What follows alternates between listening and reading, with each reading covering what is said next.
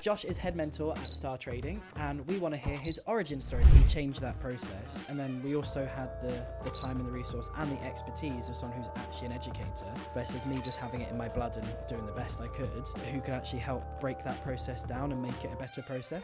You have to think about, right, how am I doing what I'm doing? Why are people getting good results from what I'm doing? What are the elements of what I do? The amount of people I was able to help, I was quite proud of. Some of my clients achieved amazing results, which was absolutely fantastic to see. So yeah, I think I'm pretty proud of that. I'm really excited to see what happens with STARTrading this year. Last year was incredibly busy for us, and we set ourselves some pretty big targets last year, and we achieved those targets, and we all worked really hard, and we've kind of done the same thing again for this year. So yeah, I'm really excited to see kind of where we go this year, and I'm really excited to work with more people. So welcome to the STARTrading podcast with me, Lewis. And me, Sophie. And me, Josh Jones. So Josh is head mentor at STARTrading, and we want to hear his origin story because the name Josh Jones in and of itself for me sounds like a superhero name. I've always said that. Josh does like to think he is very super. Maybe not hero, not quite there just yet. Not my words, right? Not my words. Although he does fill in his own reviews about himself. Yep. So yes. So Josh, we want to hear about you, don't we? We do. Who are you? As in from the start, all the way from the start. Where were you born, Josh? So I'm originally from South Wales. So I grew up in South Wales in a little village called Llanharry. Sorry, bless you. Say that again. Yeah, so basically to find Llanharry, you just got to go in sort of bottom, middle, and it's kind of as many L's and vowels as you can be bothered to spell. So it's quite a small little village in Wales, but then I went to school in another town called Cowbridge, which is a very nice little town. So grew up there and then moved to Cheltenham when I was 18 for uni, and then I'm still there. What were you like as a student? Not good. Not good. I was not a good student. No, I didn't enjoy school. I was quite naughty. I used to get sent home a lot. Used to get in trouble a lot. Stressed my parents out a lot. I was not a good student. What naughty things did you do? Just very disruptive student. I would get bored quite quickly. I'm still like that. If I sit down for a long period of time, Very disruptive. yeah, very disruptive. But if I sit down for a long period of time, I get distracted very easily and I lose interest. Is this why last night at the pub, when you knew we had a very busy day today, you decided to take my credit card and buy a round of tequila shots? Well, That's disruptive. You had that one locked and loaded, didn't you? I was good to go. Got that one in before I did. Potentially, yes. But no, I was just very. I think a professional way of describing it was disruptive. A disruptive student. Which is why a lot of people are then very surprised that I became a teacher. Yes.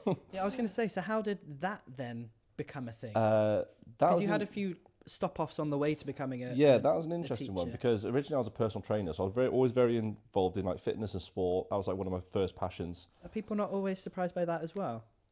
Sorry? Sorry? You're spicy today. I am, Yeah. I'm feeling it. It's because you got me drunk. I'm technically hungover. So I was a personal trainer for a long time, and one of my clients was actually a deputy head at a school near Cheltenham, and we were just discussing it one day, and she sort of said, "Have you ever considered being a teacher?" I was like, "Nope, not really." She goes, "Well, I think you'd be quite good at it." So I ended up just going to school, just doing some like volunteering days, and then it sort of developed into doing my teacher training and leaving personal training and becoming a teacher. Wow. And that lasted about 5 years. What kind of teacher were you?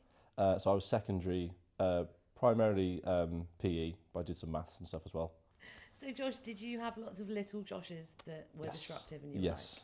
Yes. Spot them a mile away. But I kind of had it probably a lot easier than a lot of other teachers, because I was the sort of the young PE teacher, and you're sort of seen as like the cool teacher, which sounds a little bit cringy to say, but you're sort of like the cool teacher, but also the ones who are quite unruly and a little bit naughty, they're also quite sporty kids, so they tend to look up to you and respect you a bit anyway. So you kind of you do get things a little bit easier then. And also most of them were on my football team. So if they were naughty, they don't play on Wednesday. So that was always a bargaining chip. A good old punishment. Yeah. We Yeah. like that. So what in your PT days was your biggest achievement in the fitness world? Good question. My achievement, or like a client's. Yours. I think like my powerlifting achievements, I'm still pretty proud of, which I spoke about in the previous one. Still pretty proud of those. But and I think in the personal training world, I think just the amount of people I was able to help, I was quite proud of. Some of my clients achieved amazing results, which was absolutely fantastic to see. So yeah, I think I'm pretty proud of that. So what was it about personal training? What was it about teaching that you kind of enjoyed? I think what drew me to personal training was just my love of sport and fitness. It was always, like I said, from a very early age, it was a passion that I had, and it was then about sort of sharing that and, you know, sort of passing on that knowledge.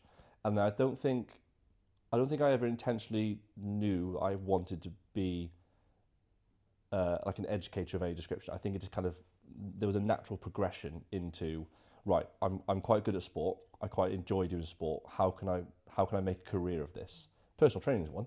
Let's look at this. You know, I sort of did some work experience at a gym, started doing like one-to-ones. I think I actually quite enjoy this. I like working one-to-one with people. I like seeing their progression. I think it was just a natural progression of things, really. There was never a, I really want to do that type thing. And then I think going from that into teaching, I then discovered that I actually really enjoy teaching people. And I'm quite good at it. You are good at it. So I'll chuck that one in there as well. He's good at it. He's good at it, yeah. So say the reviews anyway. That you did yourself. One or two. So how has it helped you now that you're teaching trading? Like, how can you use your teaching techniques if people are struggling with certain things? That's a brilliant question. Yeah, really good question. And it's an interesting one because teaching doesn't change ever, really. No matter in reality, how you teach something doesn't really change. No matter what the subject is or the age group or anything like that. It's about explaining it at a point where they understand and then building up to where they sort of need to be. So I think the experience of teaching, you know, sort of children at younger groups and sort of breaking down simple sports skills, really, really breaking it down to then building it up. You got a lot of practice of that. And I think trading is the exact same. You know, you've got to, in order to understand a strategy, you have to really break it down to, well, this is what a candle is. Mm-hmm. This is what market looks like. This is, you know, how market moves and things like that, and then slowly build them up.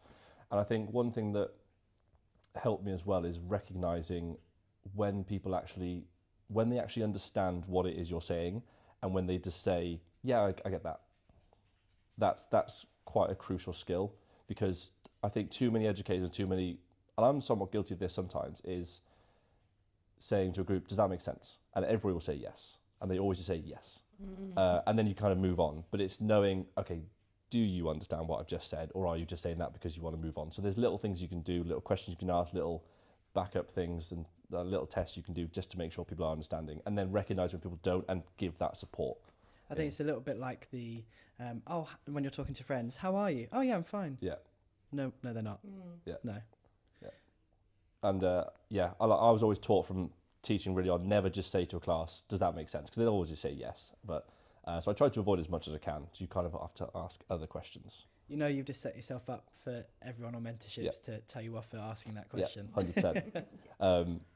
100%. Yeah. And Lewis, when you designed the course, did you have all these things in mind, or has it like developed and changed to help people learn in the ways they want to learn? This is a really good question, and I'm annoyed I have to answer it the way that I do. And he sat there smug because he knows. Yeah, I know what's going to happen. So when we originally started mentorships, they were actually pretty, I'm not going to say terrible because the content was really good, but the way that we delivered them wasn't the most helpful for people's learning. So I think when Josh came on board, we changed that process, and then we also had the time and the resource and the expertise of someone who's actually an educator versus me just having it in my blood and doing the best I could, who could actually help break that process down and make it a better process. So did I have in mind always improving? Yes, because I always want to improve everything that we do, and we still are constantly looking at ways to improve, taking on feedback, and improving things further and further. But yeah, Josh very much helped make the mentorship process and the delivery of it 10 times better than it was before. Yeah, which pains me to say. But that leads to more mentor client success and more student success. And it just compounds. They can then recommend it. They'll then stay in the community. They'll be more successful traders. Yeah. It's great. Yeah. And it's also allowed us to have kind of a set method. Not obviously we've got the STARTrading method, which is our trading methodology, but also have a set method in terms of how we teach, which now is allowing us to bring on other mentors such as yourself who can follow our methodology of teaching and training as well as trading, and it just means we can grow bigger and help more people and make sure we're maintaining the quality of what we do. So yeah, loads of mentors, which means people who come into Star Trading who are like us, who like helping other people, who like seeing other people make progress, then they can have a space to do that as well within Star Trading, which is very, very exciting. Yeah. So what are you excited about going forward, Josh, for the next year? I'm really excited to see what happens with Star Trading this year. Last year was incredibly busy for us, and we set ourselves some pretty big targets last year, and we achieved those targets, and we all worked really, really hard, and we've kind of done the same thing again for this year. So yeah, I'm really excited to see kind of where we go this year, and I'm really excited to work with more people because we grew massively last year, and we're aiming to do something similar this year again. So yeah, I'm really excited to see who we're going to work with, and again, seeing that sort of progression of not understanding a candle to trading all the strategy live. I always get enjoyment from seeing that. So yeah, I'm really excited to see that. And the team is going to get bigger, right? You're going to bring on more Yep. mentors. How do you feel about them doing the teaching? Lewis and I discussed this a while ago because it's a weird feeling, but it's the same feeling that Lewis had when I first came on board, because when I first came on board, Lewis had been doing everything and he had to kind of let that go. Yeah.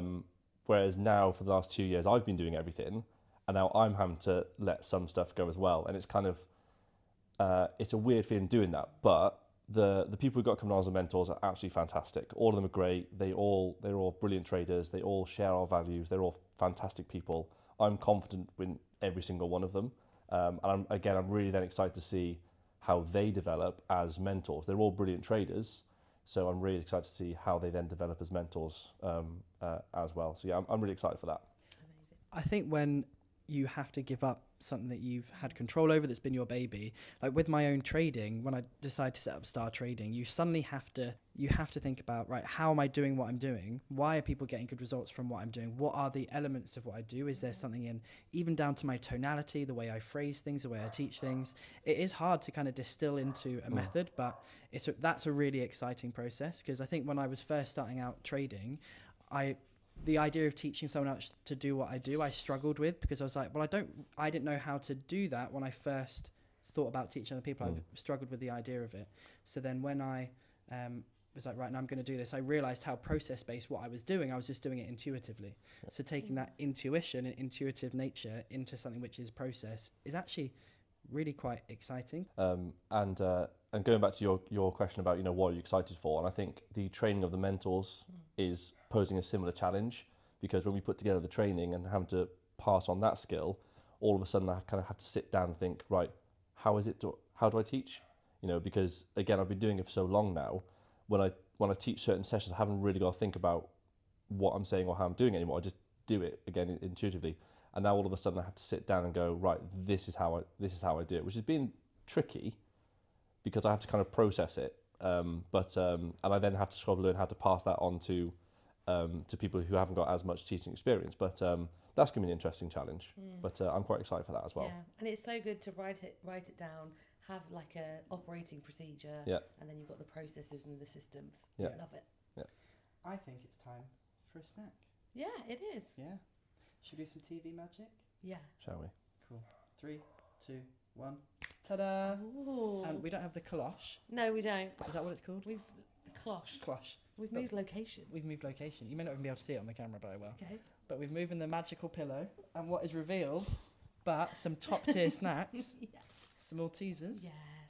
and some mini cheddars. Yeah. So Josh, which of these two can you eat? Neither. Oh dear, more for us. Yeah, What a so shame. you can have mine. Thank you. I'm going This is to. the most low effort snack. It's the we've lowest ever effort snack. done. Yeah. Mini cheddar for you. Thanks. Malteser for me. Yeah. Please post us snacks. We love it when you do that. It's a love of I mini mean, cheddar. the level of surprise is like Very low. very low. Actually, you know what? I like a mini cheddar. I like a do Malteser. like a mini cheddar. Can you do that thing with the Malteser where you roll it down your head and try and catch it in your mouth? I think that's an after eight, not a Malteser. No, they do the I think Maltesers. that's a great How idea. can you even balance it on your forehead? I can't even get it to stay. No. Oh, there you go. No. No. But it's a good way to keep a moron entertained for a bit. Oh god. Right. Waste not, want not. You going for the floral people? Mhm. Yeah. Do you like it? I do. I don't know why. It's reminding me of advent calendar chocolate. Oh. They were in my handbag for a while. Pre-Christmas. Yeah. So I'm going to say a solid 5 out of 10. Agreed. Cool. Thank you for joining us on this chaotic episode of the Star Trading Podcast.